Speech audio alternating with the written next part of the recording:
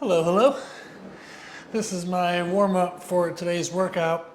I'm doing push. My main focus is going to be chest, but I'll throw in some shoulders and triceps as well. Start with a little bit of cardio. I'm wanting to get leaner this year, so I'm working on pushing up my step count. It doesn't burn a lot of calories. If you can use Google and search for like calories burned calculator. There's a website called calculator.net that you can use for like a BMR calculator to find out how many calories you should be eating in a day based on your activity level. And then they also have calories burned calculators, and you'll see that moderate intensity cardio like this doesn't burn a lot of calories.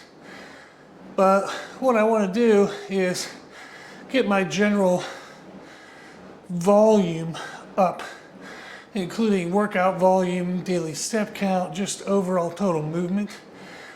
It's going to help with keeping my body up and running, metabolism just running smoothly, running the way it should.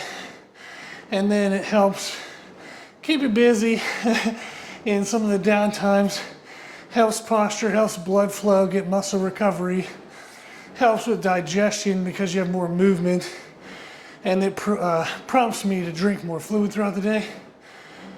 And then also it helps with aerobic recovery between your weight training sets, so then you can push your volume in your training more. And also there's like a proactive concept, like a mental aspect is if you start with some light cardio, gives you time to get your mind centered in on what you're going to be doing. Remind yourself all your motivations. Get focused in on the workout. And you feel more productive. Like, oh man, I accomplished this today. I got my cardio in. I can get my workout in. It just builds up more mini successes throughout the day. So you can hear I'm already winded, but I do like cardio warm-ups for various reasons, the least of which is the calories burned. But I thought I'd share a little bit as to why I'm using cardio more now in my warm-up routine for my workouts. Okay, I'll finish this out and then we'll get into the weight training stuff.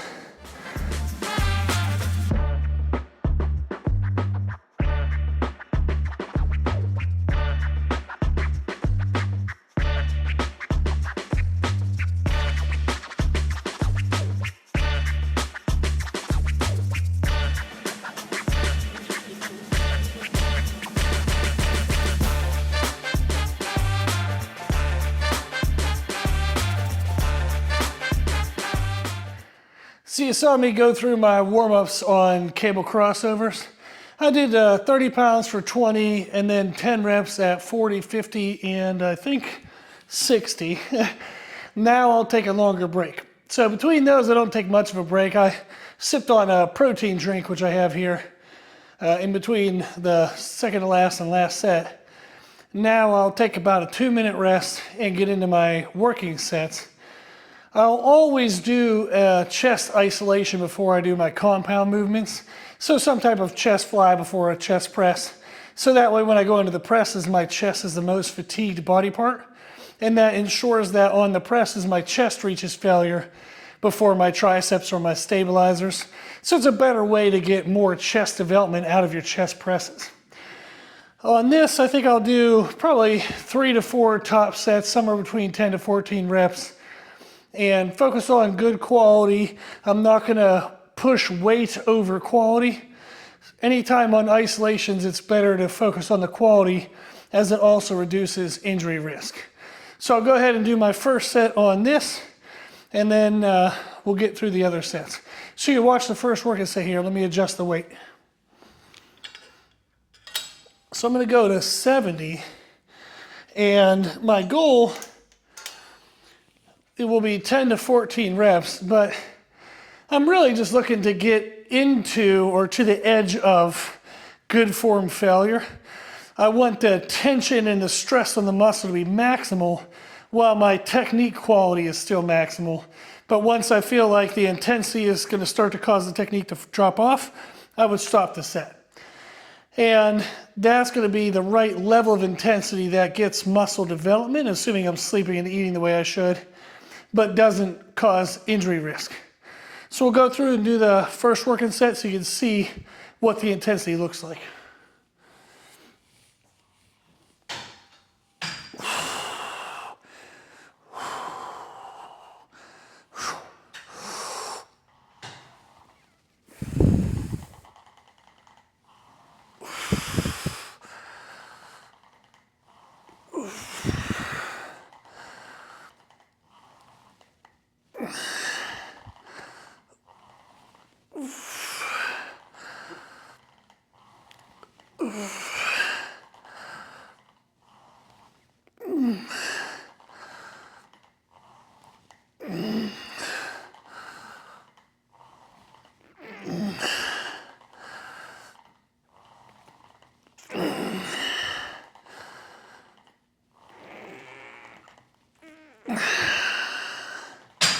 Ooh, okay, that hurt.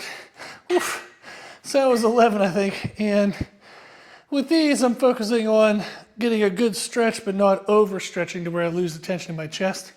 And my arms, I want still slightly bent through the movement, so it's not overly stressing the connective tissues in the elbow joint, which would also be stressing the bicep. So for that was a good intensity. I think if I tried one more, I would have definitely had to kind of throw the contraction, or I would have maybe not gotten a full contraction. So that's the type of intensity we're looking for in the working sets. I'll go ahead and catch 2 or 3 more depending on how they feel. Then we'll go into the next movement.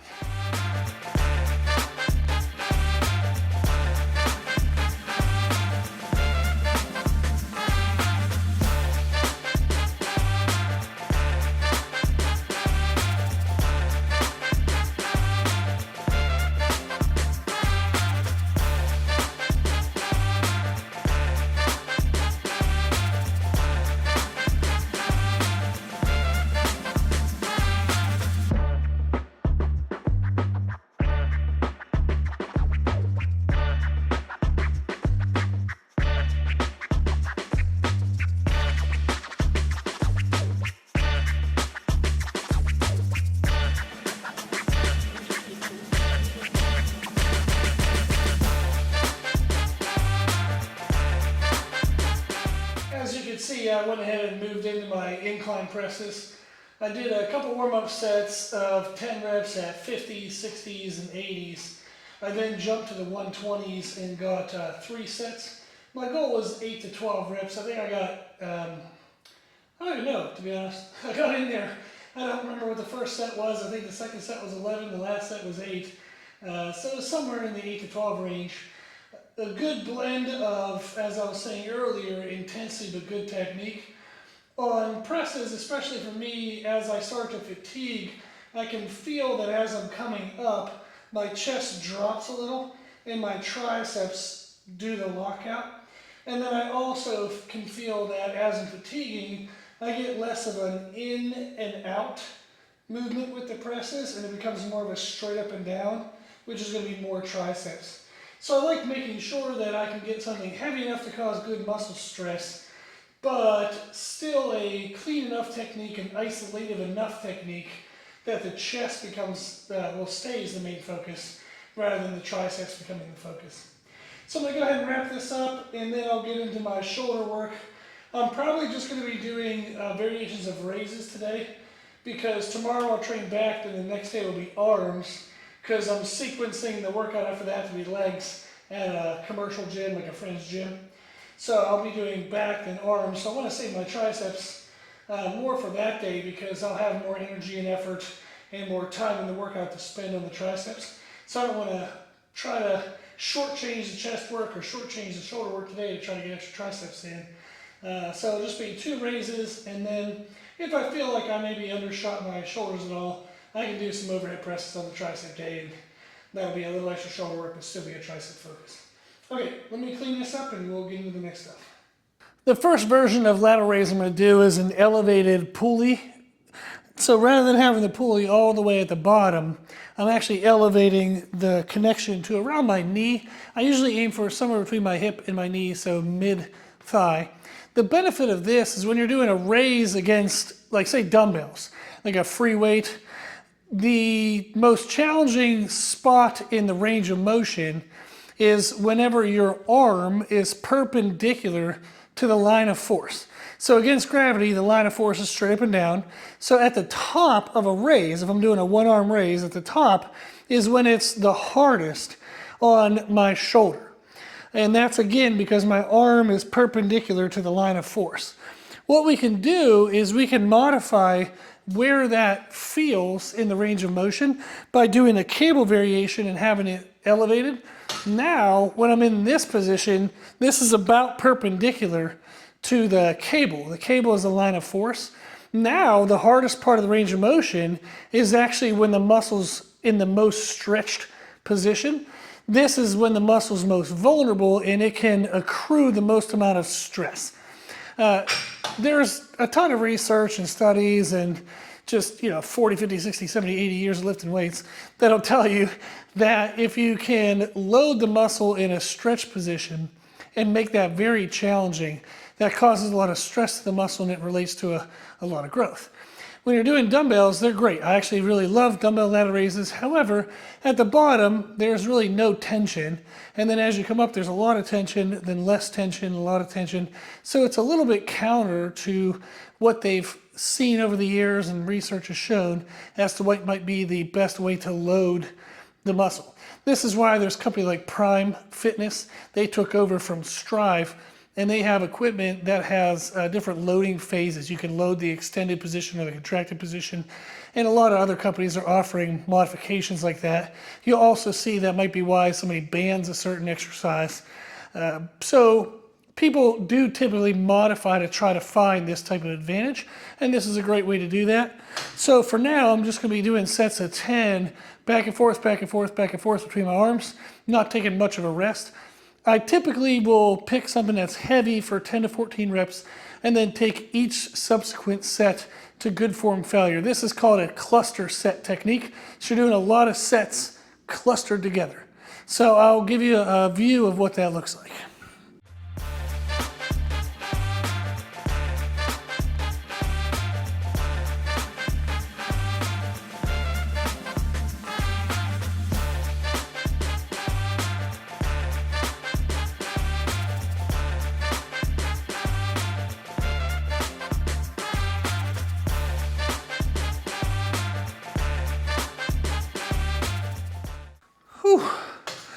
Okay, so this is starting to get harder. It's a great way to save time, get a lot of sets in, but now I'm probably not going to reach 14 with good technique, and that's okay.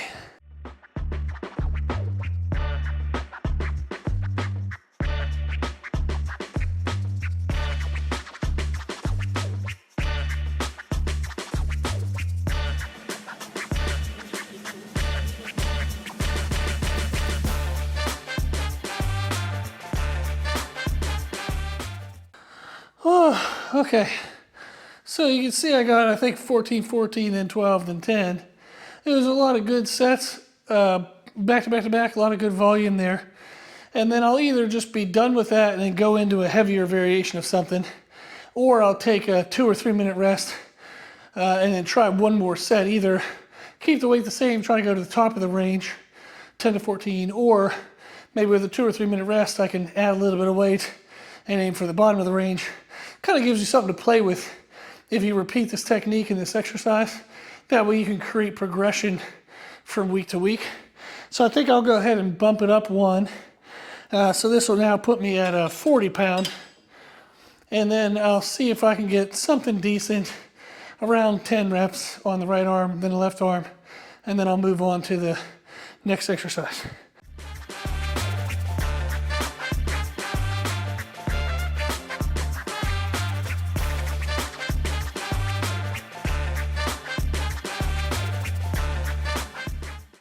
Whew. Okay, perfect.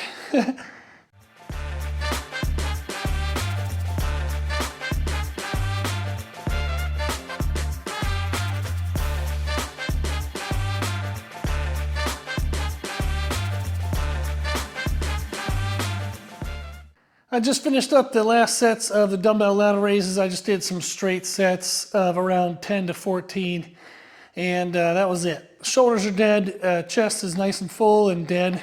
So it was a good workout overall. I hope this was a fun video. If you like this format, let me know.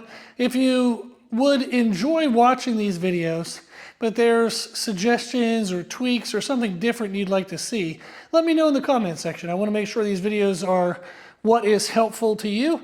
So the more feedback I get, the more I hear from you, the better I can do with that goal.